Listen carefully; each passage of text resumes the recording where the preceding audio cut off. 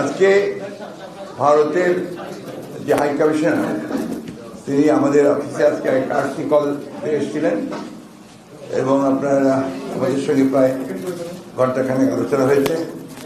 ভারত বাংলাদেশের মধ্যে যে আপনার সম্পর্ক, সেই সম্পর্ককে আরও কীভাবে গভীর করা যায়, দৃঢ় করা যায়, সে বিষয়ে আলোচনা হয়েছে। আমাদের যে সমস্যাগুলো রয়েছে ভারতের সঙ্গে বাংলাদেশের, আমরা সেই বিষয়গুলো তুলে ধরেছি। আমরা আমাদের পানি সমস্যার কথা বলেছি এবং সেগুলো দ্রুত সমাধান হওয়া দরকার, সেই কথাগুলো বলেছি। আমাদের সীমান্তে হত্যা বন্ধ করার প্রয়োজন, সে কথাগুলো আমরা তাদেরকে বলেছি।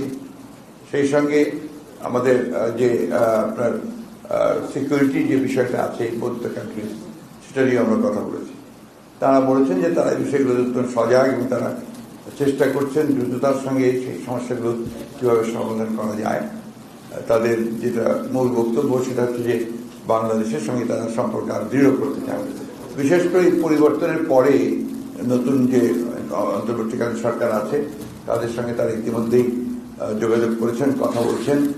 আমাদের সঙ্গে বিএনপি যে পলিটিক্যাল পার্টি, আমাদের সঙ্গেও তারা তাদের দেশের রাজনৈতিক দলগুলোর যে সম্পর্ক সেটাকে দৃঢ় করতে চান, এই অবস্থা তারা তৈরি করছেন।